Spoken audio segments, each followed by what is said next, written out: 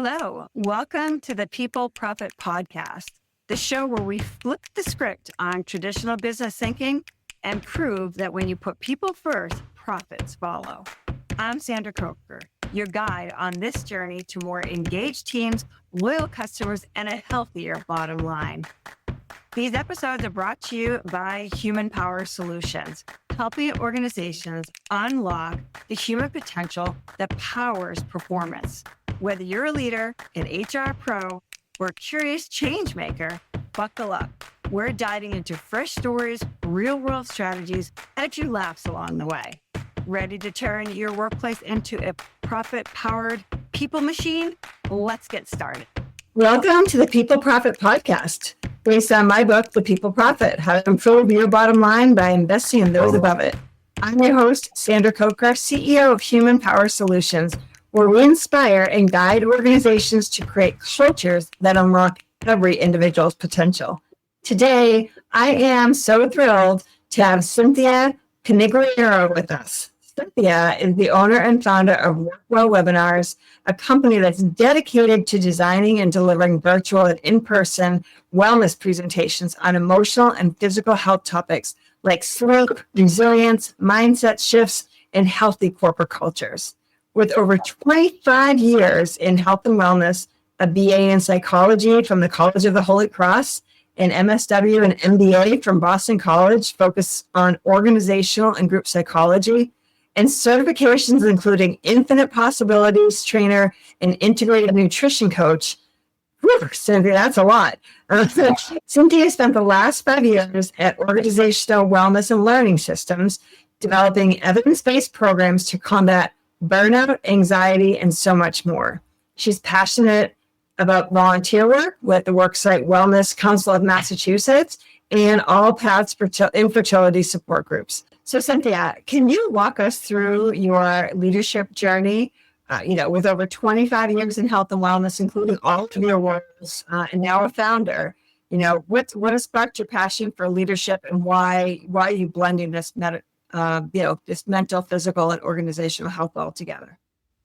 Yeah. Well, geez, when I think back, right, over the past 25 years, there's been so many different kind of experiences, so much history with what I've done in the leadership space. But if I kind of think about how I've applied leadership to wellness, I've had so many different roles in the wellness industry. I actually started in personal training, which I believe you did as well, Sandy. Yeah, I haven't jumped for 7 years. Yeah, right. So personal training, one-on-one nutrition coaching, health coaching, lots of group work, and lots of trainings and presentations and webinars, and basically trying to find ways to educate people about health and wellness, both from a physical as well as a psychological standpoint.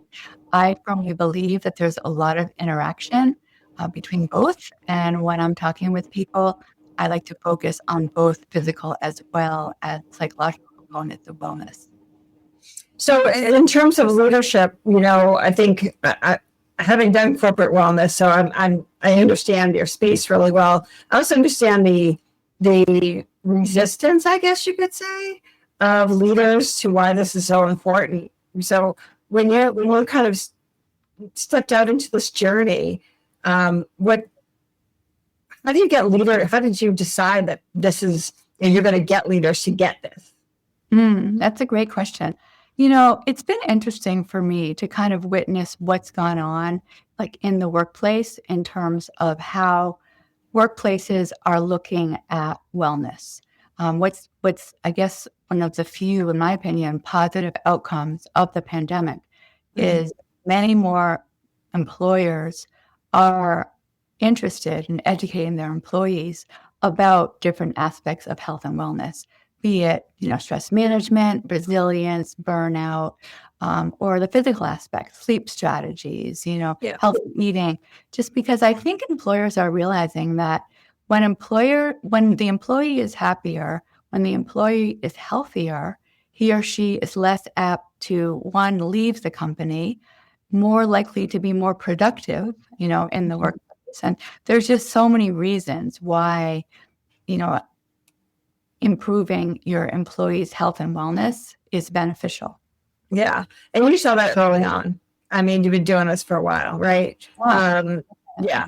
And Yeah. Oh, sorry, go ahead. No, go ahead. No, go ahead. I have a whole series of webinars. I have about 25 of them, and they're kind of divided up into what I describe as 3 categories. So I have the traditional health and wellness. So it's what you would imagine, right? Like sleep strategies, menopause, healthy eating. And then I have the psychological components, the stress management, burnout, depression. And then I have the organizational, so the team building, leadership, culture, management. And it's been interesting to see what companies reach out about. It could be completely like not what I expect, so it's kind of great. I really like that. Like companies, I think, are recognizing the importance of really making sure that their employees are well versed in some of these topics. Yeah, I remember when I was, when I had my gym, I bought my gym in 2008 and I had it through 2015. We really focused on corporate wellness. Like that was our driver. And, a few companies were really, they had us come on site and they had us do, lunch and learns and all that. And other companies, it was like, you're banging your head against the wall. Like, the employees would come out to work miserable, and stressed. And I'm like, introduce them to an HR person. And they would, and it would be like poo-poo, right? And it's like, so it's so fascinating how it's all kind of come together. It really is. It really is. I think you're right. Like with COVID, it was bad, but there's some things that came out of it that I think are really going to benefit these next generations coming up here. So, I'm fascinated by your volunteer work because you do a ton of volunteer work. I know that you're on the Chamber of Commerce with me. You volunteer at the Worksite Wellness Council of Massachusetts, All Path and Fertility Support. How have these experiences, all this volunteer work, how has it shaped your view on supporting people through life's challenges in a professional context? Mm-hmm.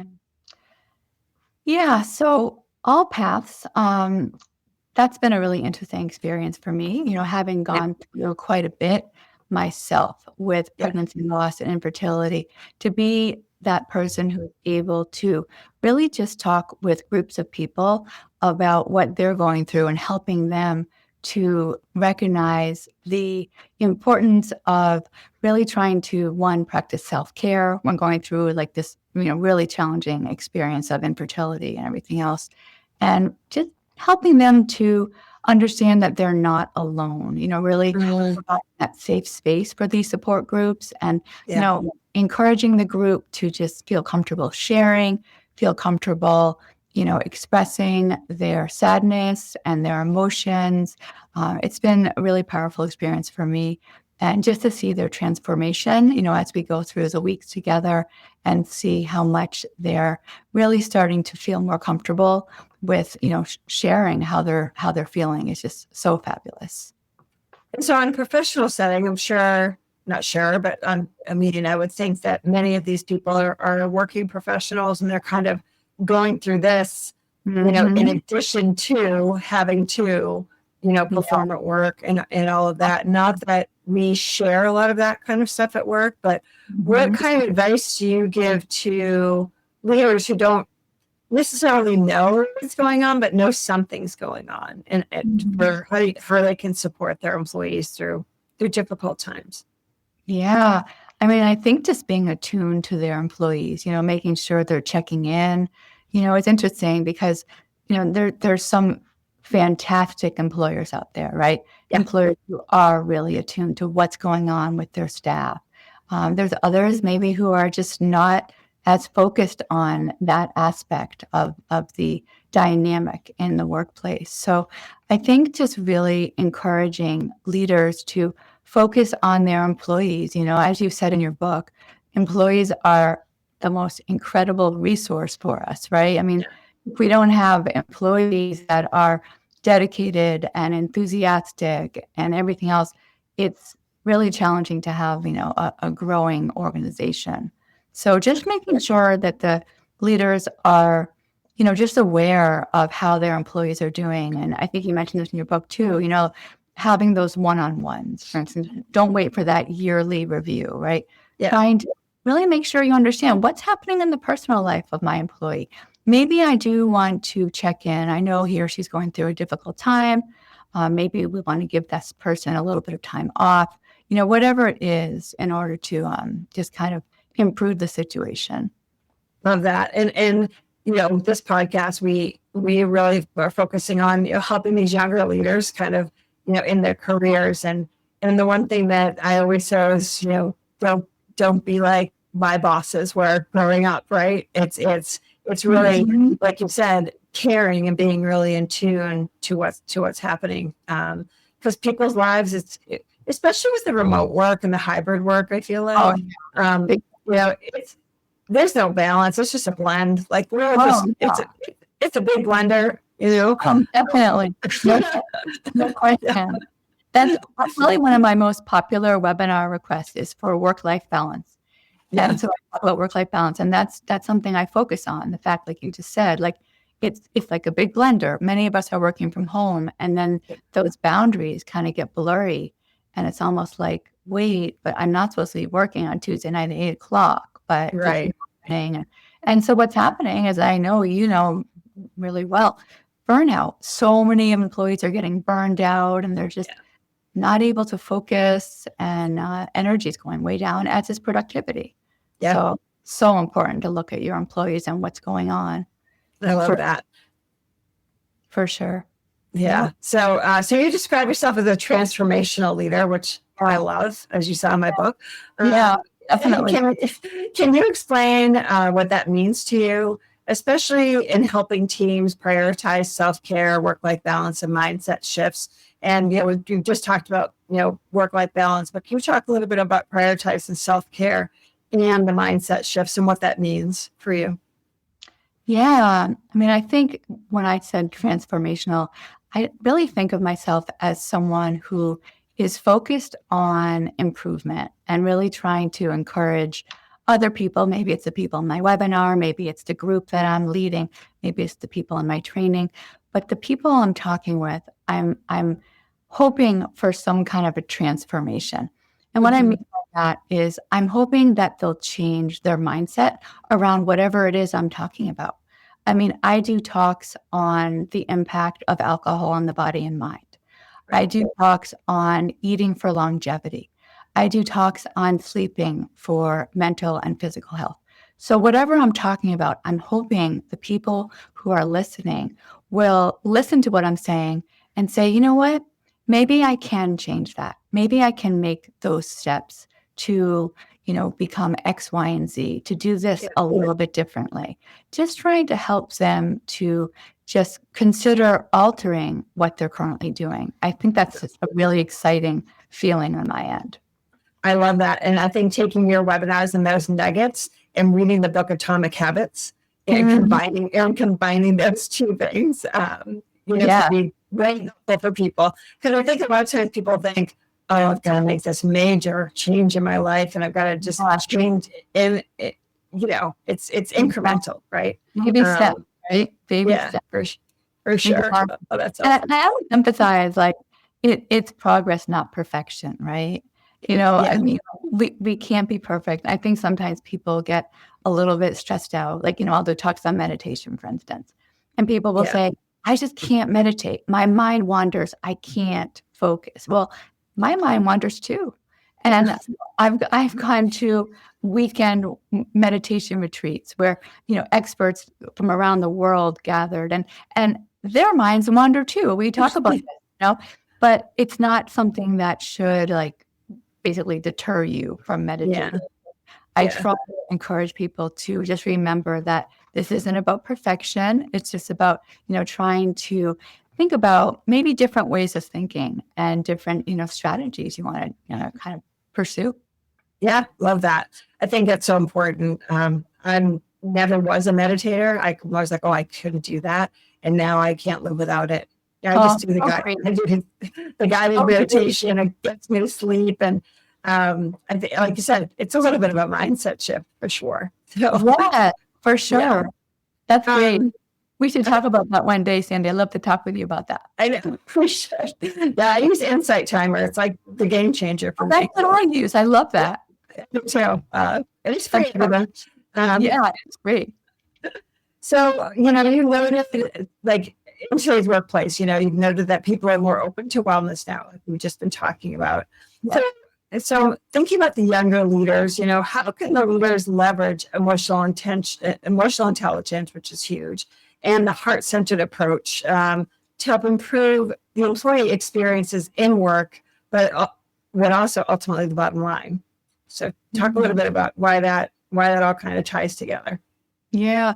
I mean, I think just being that leader that people can model, you want to be that person that your employees want to be like. You want to set the stage. You want to be the example that you want them to be.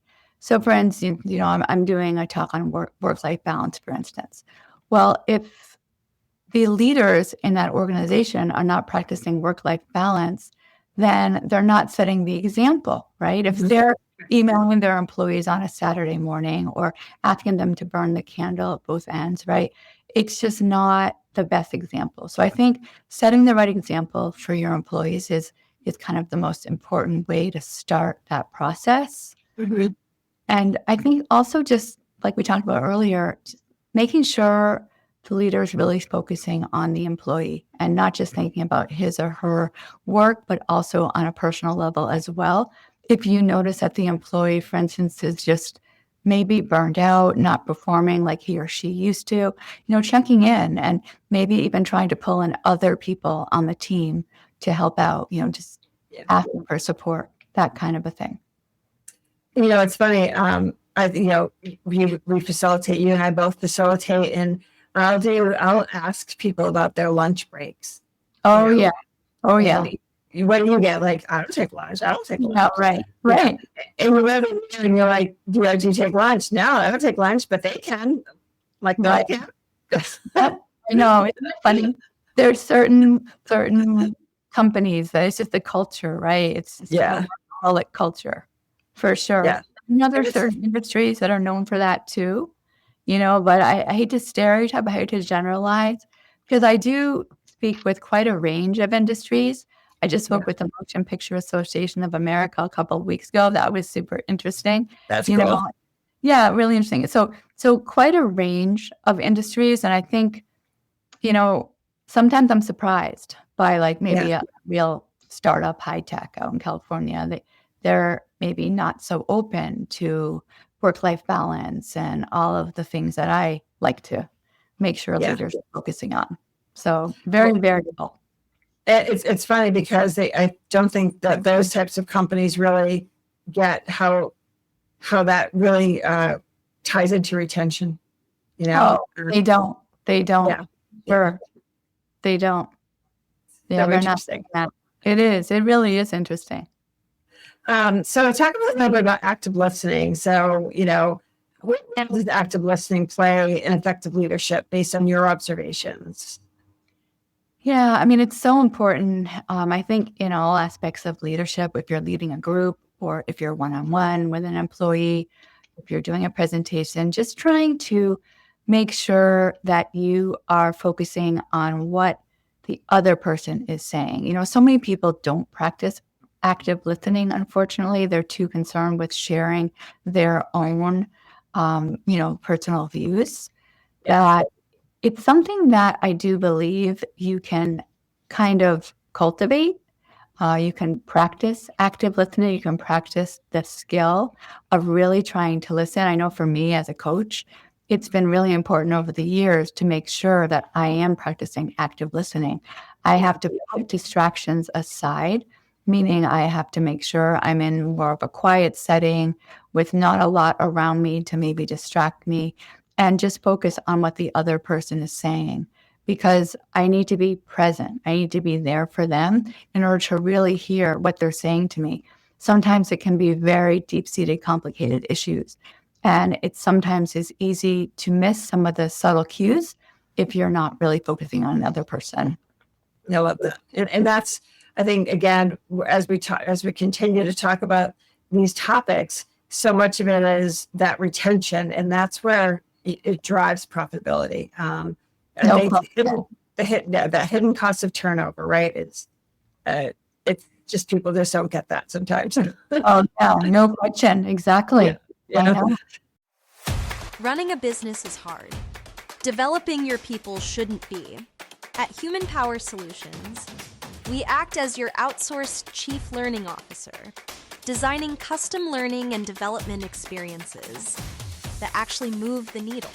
No fluff, no cookie cutter workshops, just results.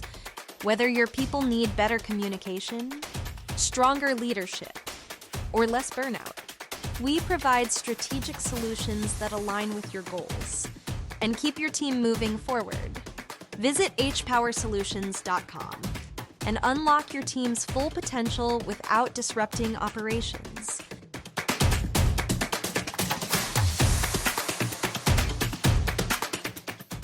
So when we think about like at Owls and, through WorkWell webinars, you address these complex issues, which, I mean, the burnout, the substance misuse, which I think we all need to be thinking more about that. The anxiety and depression that comes along with all of this. How do these wellness programs directly influence team dynamics in that communication and productivity, and why are they such the key elements for building a people first culture? So when I'm talking with employer groups about team dynamics and all of that, so communication always comes into play, making sure that employees are communicating with one another. Like you just talked about a couple of minutes ago, a lot of these remote work situations can be difficult. I know for me at Owls, the employees are all over the country. So we were all, on Zoom. And so we would have weekly meetings, our Monday morning meeting, which was great because we were all together, we were talking and just making sure we were communicating effectively and clearly so people understood tasks and roles and responsibilities. Super important. And I think really just trying to encourage employees to feel comfortable reaching out for help, if they're feeling overwhelmed and they're just not feeling like they can finish a project on time or whatever it is they're working on, but sending the message that, their teammate is there to help them, their leaders are there to help them, make that, kind of a message that you can communicate to people so they feel comfortable. I think those especially with remote teams, having those touch bases. We have a meeting every Monday morning. In the last 2 weeks, we haven't because of Thanksgiving and travel. Right. And you can feel like, wait, we need to get together, Exactly. Yeah. So It's important. such an important time. Yeah. So let's talk a little bit about, you presented on topics like resilient leadership, which I love, healthy corporate cultures, emotional eating. How do these connect to the ideas that investing in your internal customers, your employees, leads to better external customer service and profits? Yeah, well, that's the whole concept of the importance of both physical and emotional well-being and wellness. I just have always believed in that very strongly. And, as you know, spent a lot of time focusing on mental health with people. And that's something I do believe in, as well as the physical component. So, looking at the whole person, body and mind, and making sure that they are well, because they are so interrelated. And what I find when I'm talking with people, maybe I'm doing a talk on emotional eating, the other aspects of wellness usually will come in: depression, anxiety, everything else. So everything's so kind of intertwined and related. Yeah. And I think that it's so true. If you're not feeling well, you're not going to interact well internally with your colleagues, and your clients may or may not get the best, of you. And I think a lot of leaders miss that, Definitely. Yeah. I think so too. I think so too. Which is why it's so important for them to be really, attuned to their employees. Yeah. So, employers recognize, so we talk like employers recognize that healthier employees are more productive. From your experience with the Work Well Awards program, what are some of the standout practices companies use to integrate wellness into leadership and reduce turnover? I'd love for our audience to hear, like, what are the best companies doing? Yeah, we just had our award ceremony about a month ago. Super exciting, just to kind of see why were these companies selected. And several of them actually have been selected for many years, which is it's so exciting. Nice. Yeah. Um, you know, for there's a lot of criteria. There's a lot of reasons, but one of the big reasons is employee satisfaction. Are the employees happy? Are the employees productive and staying? Low turnover? Are they excited to be at work? Are they enjoying, their work? Because let's face it, we spend many hours in the workplace, right? Right. So it's super important to make sure it's an environment that's one that the employees are really thriving and excited about. So that's one for sure. And also opportunities for growth. Many companies do provide a lot of opportunities for employees to learn new skills, new trainings. So that's one aspect of the components, as well as just examples of teamwork and team building initiatives. We see a lot of companies that really are trying hard to develop their teams, company offsites, really trying to encourage that kind of work ethic as a team. So it's pretty interesting and really exciting to see. Are there different benefits and things that these companies are offering that other companies may not be, in terms of with their employee benefits, fitness programs? Yeah, there's a couple of things that I've heard a few of the companies mention, like paid time off for volunteering. That to me is like fabulous, right? Yeah, it's cool. Yeah, so they literally get paid to go volunteer. Basically insisting on time off. A lot of companies won't do that, but there's some companies that will insist the employees actually take that vacation time. And so many times people will say to me, "Oh, in Europe, we take weeks and weeks off," but we all know in the United States we do tend to work a lot longer. So some of these companies really are encouraging the employees take their time off, which is so great. Yeah, I think that when you really look at the benefit package, is how can we really, that's how we really incorporate it into making your employees do the things they should do. Flexible spending, for health and wellness, like massage and acupuncture. Yeah. So, it's great to see this for sure. We see great. it companies like Google, and because I've done a lot of presentations on which companies are actually following these rules, So you see like these big, like Amazon, right? The ones that we know. But also, some of the smaller companies that don't have the big budgets, which is fantastic. Yeah, I think the smaller companies that don't have the big budgets understand the cost of turnover and the cost of losing good employees. Exactly. So true. Yeah. So let's think about change. Right? Change is happening everywhere. We continue to have this ever changing environment in our workplace. What strategies do you recommend for fostering resilience and optimism, especially in these high stress environments where people don't really know what's coming around the corner? And resiliency lack of resiliency and high negativity seems to be running rampant these days. What are some of the strategies you think people can use to change that? Yeah, it's a great question, Sandy. It is a tough time, I think, and it has been tough times, I think, for a lot of people for many years. And we'll always have times in our life that are ups and downs and stressful and everything else. A lot of what I'm doing when I'm working with groups is really trying to help people to focus on strategies to build up their resilience. And the owner of the company I used to work with, Dr. Bennett, developed a resilience coach training program. And we help people to focus on strategies to basically become more resilient. And it's really exciting to think that we actually can become more resilient. I love helping people in that space. Mindset's a big focus as well.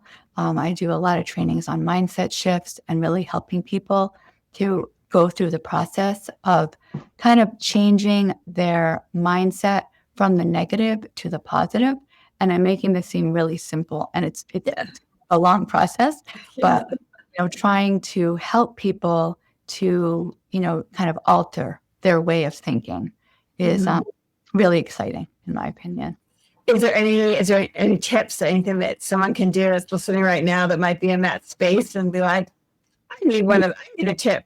Is there anything you can provide for them? Yeah. I mean, there's a lot of almost like little steps you can take to become a more positive person in life, right? Yeah. There's a lot of things that you can do. I mean, everything from surrounding yourself with positive affirmations, which is something I do.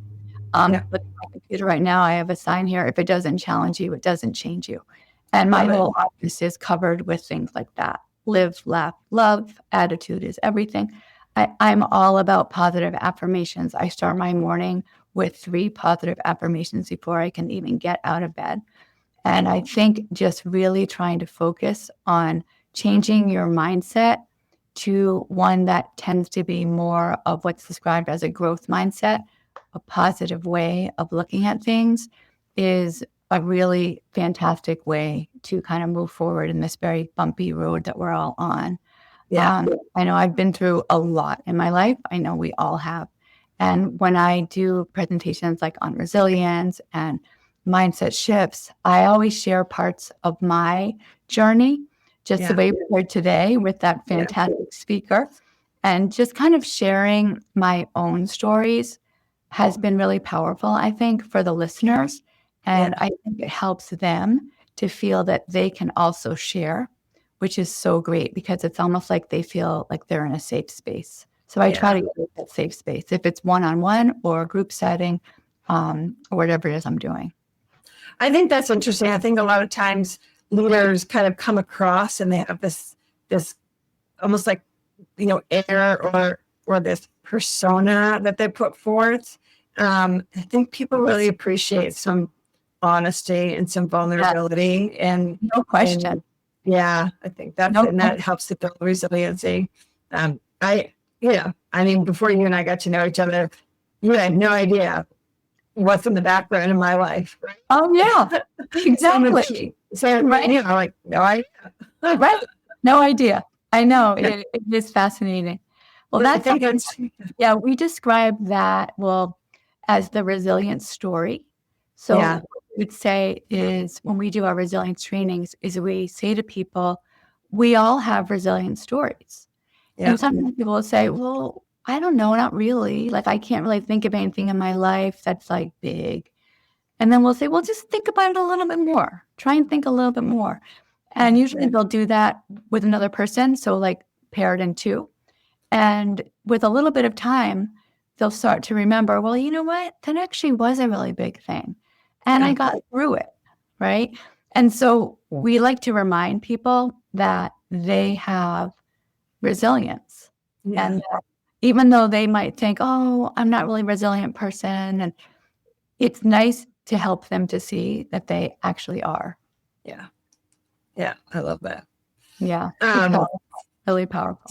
So I'm going to put you on the spot. I'd love to have you share a story from one of your coaching or a presentation that you did where you were emphasizing employee wellness, and that actually turned around a team's performance or addressed a leadership gap. Can you grab a story? Okay, let me think about this. So when I do a lot of presentations on work-life balance, because that's definitely one of my more popular requests, I do like to get some engagement from the audience. Sometimes I can't. If there's too many people on the webinar, there's just no room for that. But in some of the smaller webinars, it has been a very interactive kind of experience.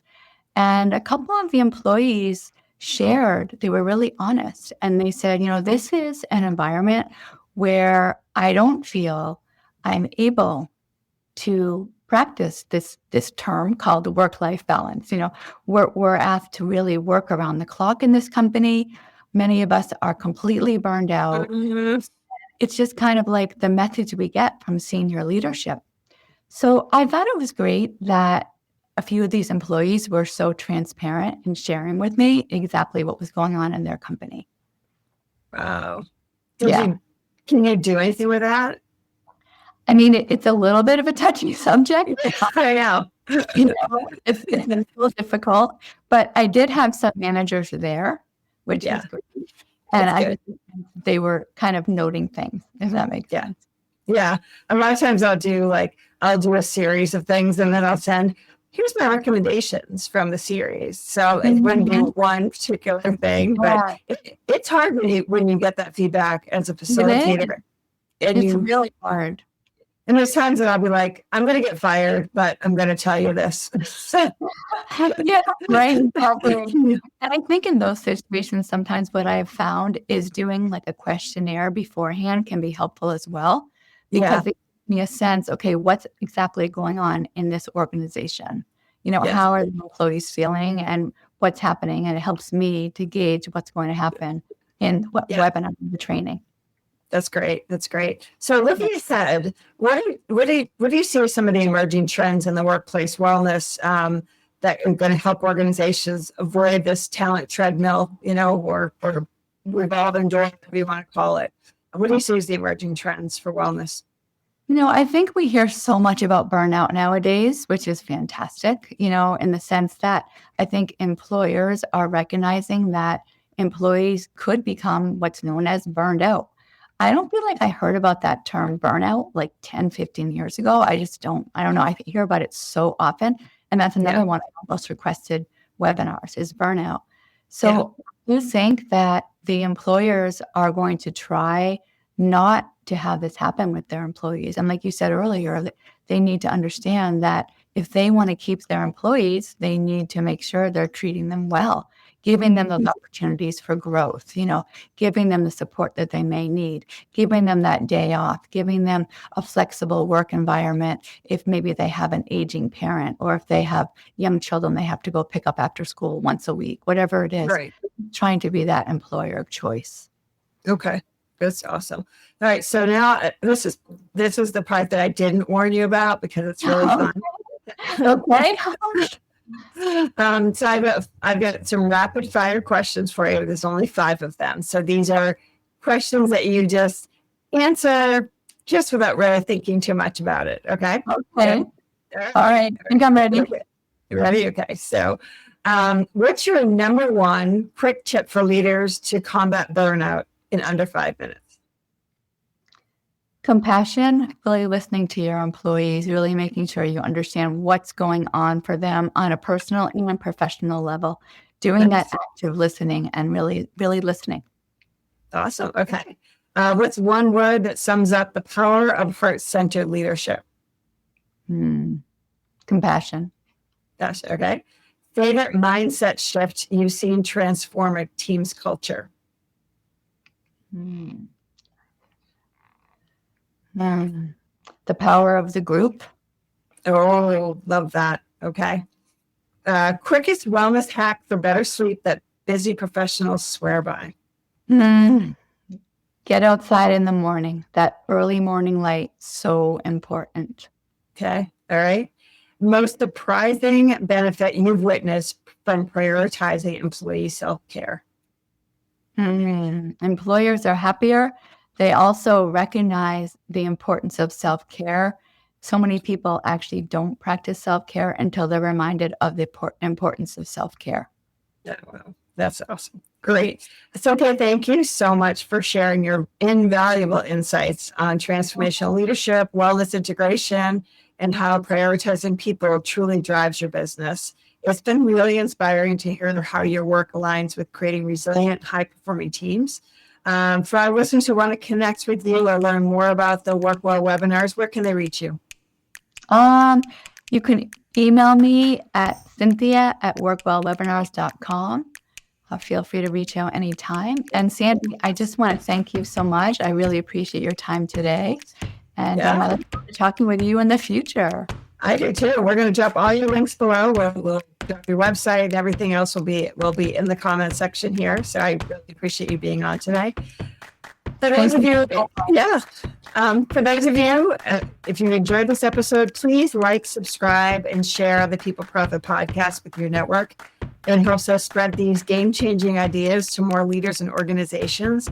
You can also, take a look at our website, go to the peopleprofitbook.com website, and dive deeper into some of these strategies with the Work Well webinars as well. So thank you for tuning in, and remember, invest in your people, and the profits will follow. Until next time, see you soon.